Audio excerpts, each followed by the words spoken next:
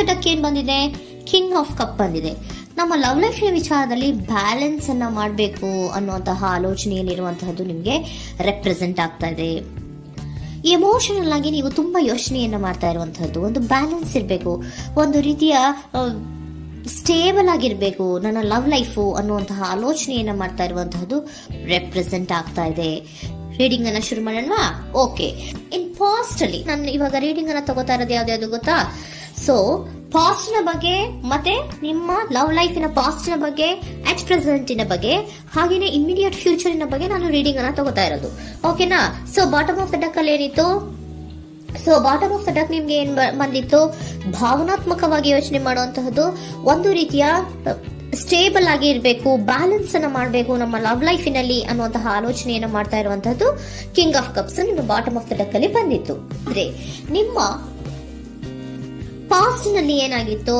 So ನೀವು ಬಹಳಷ್ಟು ಯೋಚನೆ ಮಾಡಿನೇ, ನಿಮ್ಮ ಅಂತರಾತ್ಮದ ಮಾತನ್ನ ಕೇಳಿಯೇ ನೀವು ಬಹಳಷ್ಟು ಯೋಚನೆಯನ್ನ ಮಾಡಿ ನೀವು ಕೆಲವೊಂದು ಪ್ರಪೋಸಲ್ ಗಳನ್ನ ಮಾಡಿರೋ, ನಿಮ್ಮ ಲವ್ ಲೈಫಿನ ವಿಚಾರದಲ್ಲಿ ಕೆಲವೊಂದು ಪ್ರಪೋಸಲ್ ಗಳನ್ನ ಮಾಡಿರುವಂತಹದ್ದು ಅಥವಾ ಪ್ರಪೋಸಲ್ ಗಳನ್ನ ನೀವು ಸ್ವೀಕರಿಸಿರುವಂತಹದ್ದು.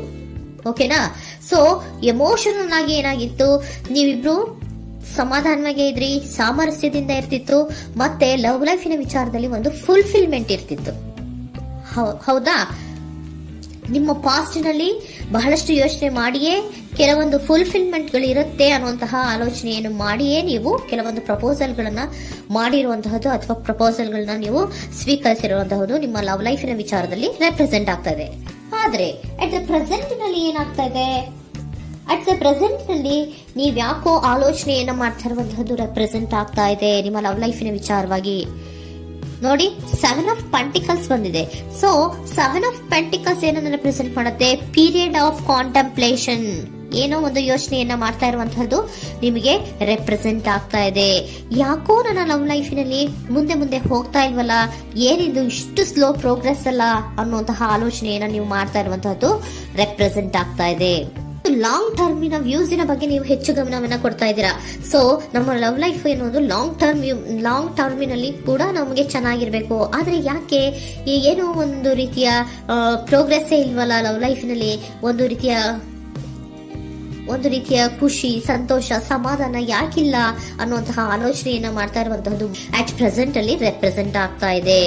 ಯಾಕೆ ಹಾಗೆ ರೆಪ್ರೆಸೆಂಟ್ ಆಗ್ತಾ ಇದೆ ಅಂದ್ರೆ ನೋಡಿ, devil card and 8 of cups. Devil card ಯಾಕೆ ರೆಪ್ರೆಸೆಂಟ್ ಆಗಿದೆ? ಅಡಿಕ್ಷನ್. ನೀವು ಅವ್ರನ್ನ ತುಂಬಾ ಅಡಿಕ್ಟ್ ಆಗ್ಬಿಟ್ಟಿದ್ದೀರಾ, ಅಂದ್ರೆ ಅವ್ರನ್ನ ತುಂಬಾ ಹಚ್ಕೊಂಡ್ಬಿಟ್ಟಿದ್ದೀರಾ, ನಿಮಗೆ ಅವ್ರನ್ನ ಬಿಟ್ಟಿರಕ್ ಆಗೋದಿಲ್ಲ. ಸೊ ನೀವು ಅವರಿಗೆ ಅವಲಂಬನೆ ಆಗಿರುವಂತಹದ್ದು, ನಿಮ್ಮ ಲವ್ ಲೈಫಿನ ವಿಚಾರದಲ್ಲಿ ನಿಮ್ಮ ಪರ್ಸನ್ಗೆ ನೀವು ತುಂಬಾ ಅಡಿಕ್ಟ್ ಆಗಿರುವಂತಹದ್ದು, ತುಂಬಾ ಪ್ರೀತಿಸುವಂತಹದ್ದು, ಒಂದು ನಿಮಿಷನೂ ಕೂಡ ಬಿಟ್ಟಿರೋದಿಲ್ವೇನೋ ಅನ್ನುವಂತಹ ರೀತಿಯಲ್ಲಿ ನೀವು ತುಂಬಾ ಅಡಿಕ್ಟ್ ಆಗಿರುವಂತಹದ್ದು ರೆಪ್ರೆಸೆಂಟ್ ಆಗ್ತಾ ಇದೆ. ಸೊ ಆ ಕಾರಣವಾಗಿಯೇ ನೀವು ಯೋಚನೆಯನ್ನ ಮಾಡ್ತಾ ಇದ್ದೀರಾ.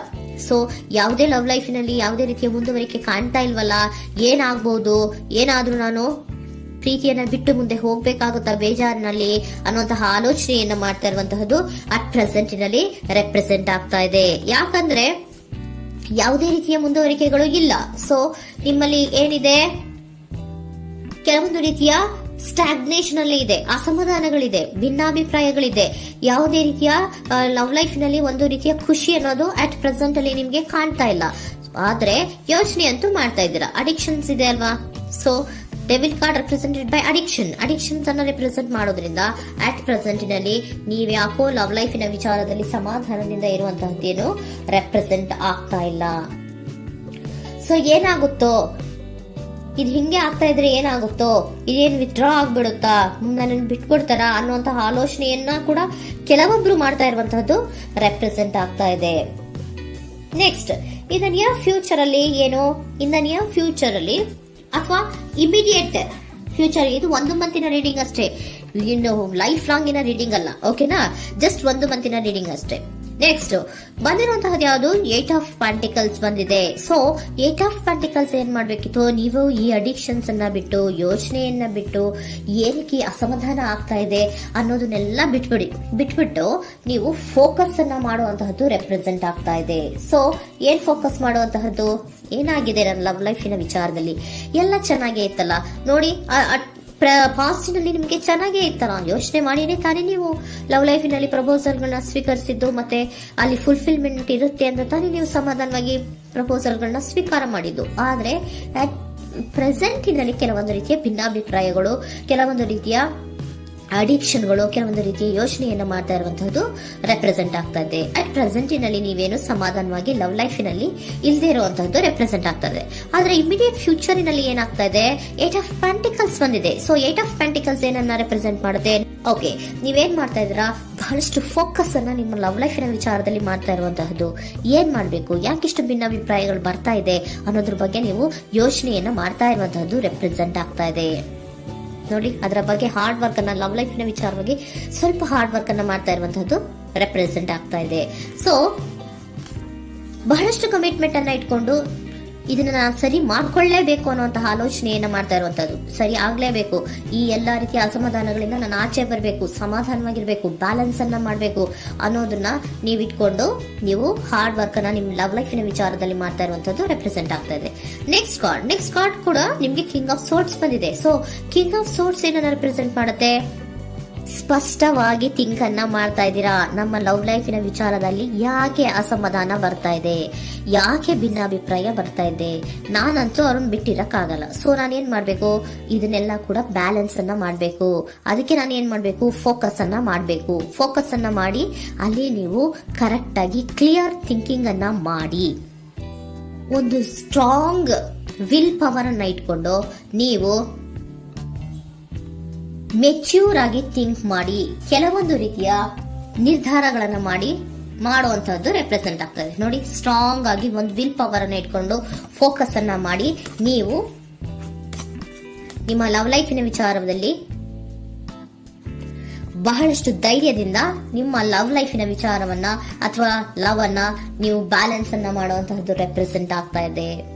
ಈಗ ಅಟ್ ಪ್ರೆಸೆಂಟ್ ಅಲ್ಲಿ ನಿಮಗೆ ಬೇಜಾರಿರಬಹುದು, ವಿಧಾನಗಳಿರಬಹುದು, ಆದ್ರೆ ಇನ್ ನೆಕ್ಸ್ಟ್ ನಿಯರ್ ಫ್ಯೂಚರ್ ಅಲ್ಲಿ ನೀವು ಅದನ್ನ ಫೋಕಸ್ ಮಾಡುವಂತಹದ್ದು, ಅದರ ಕಡೆಗೆ ಹೆಚ್ಚು ಗಮನವನ್ನ ಕೊಡೋದು, ಕ್ಲಾರಿಟಿಯ ಥಿಂಕಿಂಗ್ ಅನ್ನ ಮಾಡುವಂತಹದ್ದು, ಕ್ಲಿಯರ್ ಆಗಿ ಥಿಂಕಿಂಗ್ ಅನ್ನ ಮಾಡೋದು, ಕ್ಲಾರಿಟಿಗೆ ಬರುವಂತಹದ್ದು, ಧೈರ್ಯವಾಗಿ ಮುಂದೆ ಹೋಗುವಂತಹದ್ದು ನಿಮ್ಗೆ ರೆಪ್ರೆಸೆಂಟ್ ಆಗ್ತಾ ಇದೆ.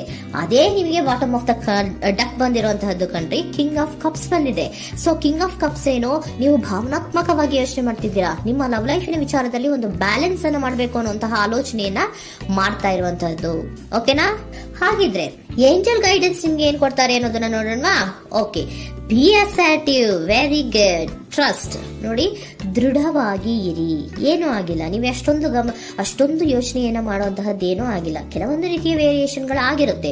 ಸೊ ವೇರಿಯೇಷನ್ಗಳಾಗಿದ್ರು ಕೂಡ ನೀವು ಫೋಕಸ್ ಅನ್ನ ಮಾಡ್ತೀರಾ, ಅದರಲ್ಲಿ ನಿಮ್ಗೇನು ನಷ್ಟ ಏನೂ ಆಗಲ್ಲ, ಅಥವಾ ನೀವು ಏನನ್ನೂ ಕೂಡ ಕಳ್ಕೊಂಡು ನೀವು ಆಚೆ ಬರಲ್ಲ. ಫೋಕಸ್ ಅನ್ನ ಮಾಡಿ ಕರೆಕ್ಟ್ ಆಗಿ ಕ್ಲಿಯರ್ ಥಿಂಕಿಂಗ್ ಅನ್ನ ಮಾಡಿ ನೀವು ಕರೆಕ್ಟ್ ಆಗಿ ಮಾತಾಡ್ಬಿಟ್ರೆ ನಿಮ್ಮ ಲವ್ ಲೈಫಿನಲ್ಲಿ ಬ್ಯಾಲೆನ್ಸ್ ಅನ್ನೋದು ಬಂದ್ಬಿಡುತ್ತೆ. ಓಕೆನಾ?